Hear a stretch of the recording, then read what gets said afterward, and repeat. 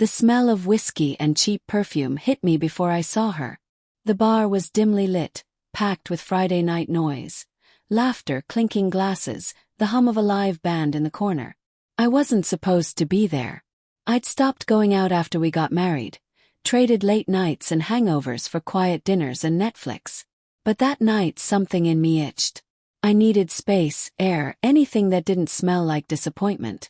I walked in, found a seat near the back, and ordered a drink. I didn't notice her at first. Not until I heard a laugh that froze me in place. A soft, familiar laugh. The kind that used to belong only to me. I turned, slow and certain, and there she was. My wife. She sat at a corner booth, her hand resting lightly on the arm of a man I'd never seen before. He leaned in close, whispering something that made her giggle. The sound was knife-sharp, slicing through whatever denial I might have tried to build. She was dressed up, hair curled, lipstick the shade she used to wear on our anniversaries. My heart didn't just sink, it fell off a cliff. For a few seconds I couldn't move, couldn't breathe. It felt like my ribs were closing in, squeezing around something that didn't want to break but already was. Then she looked up. Her eyes found mine across the bar. For a moment, neither of us moved. The world went quiet, everything slowing down to the space between heartbeats. Her smile faltered, her hand dropped from the man's arm. His brows knit in confusion, but she didn't explain. She didn't have to. The guilt in her eyes said enough. I stood.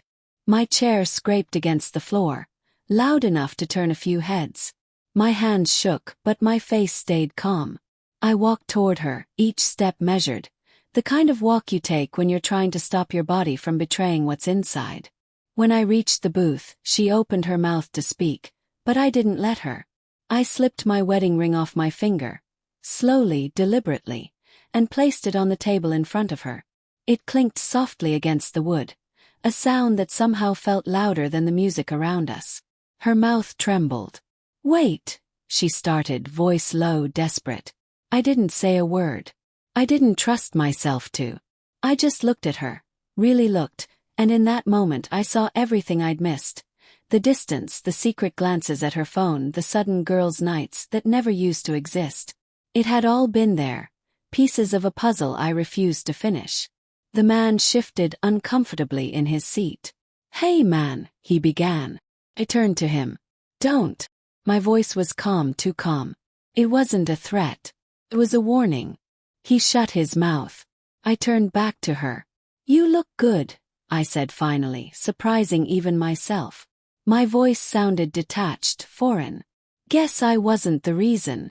Her eyes filled with tears. "It's not what it looks like." That old line. The universal anthem of the guilty. I almost laughed. "Then tell me what it is, Claire. Tell me what I'm supposed to believe when I see my wife with another man, laughing like I don't exist."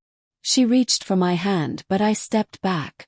I could smell her perfume, sweet and warm, the same scent that used to mean home. Now it made my stomach turn. "It just happened," she whispered. "I didn't plan it." "That makes it worse," I said. "You didn't even think about it. You just did it." Her lip quivered. "I'm sorry." The man beside her spoke up then, soft but firm. "Maybe we should go outside." I glared at him, and he fell silent. I leaned closer, my voice barely audible. "You know what hurts the most? Not that you cheated. Not even that you lied. It's that I can't remember the last time you looked at me the way you just looked at him." She covered her face with her hands. "I messed up, okay? I've been unhappy for a long time." "So was I said. "But I didn't use that as an excuse to destroy everything we built." The bartender glanced our way, sensing tension, but no one intervened. The band kept playing, some slow, aching tune that made the scene feel cruelly cinematic. I picked up my drink, drained it in one go, and set the glass down beside the ring. "I guess that's it then. Please don't do this here," she whispered. "Here's where it happened," I said. "Seems fitting." I turned to leave. Behind me, I heard her sob quietly. I didn't look back. Couldn't. The man muttered something to her, but his voice was drowned by the noise of the bar. When I stepped outside, the night air hit me like ice. My chest ached, not from anger but from the strange, hollow calm that followed. I walked to my car, hands trembling, the ring's absence on my finger feeling heavier than its presence ever did. I sat in the driver's seat for a long time, just staring at my reflection in the rearview mirror. My face looked older, harder, like I'd aged years in the span of 10 minutes.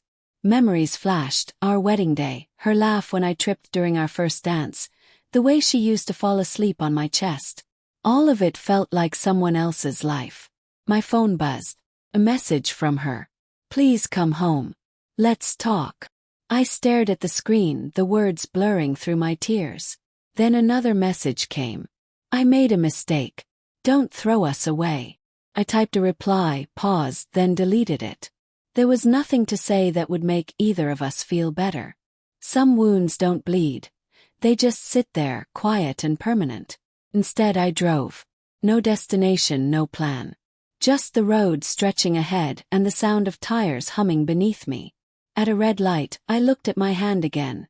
Bare, pale where the ring had been. I could still feel the phantom weight of it, the ghost of a promise I once believed would last forever.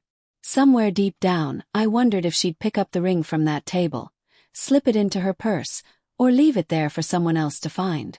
Maybe a stranger would see it and wonder what story it carried. What kind of man left his love behind without a word? When I finally pulled into our driveway hours later, the house was dark. Her car was there. A single light flickered in the living room. I sat in the car, staring at the door, thinking about walking in, about giving her one last chance to explain.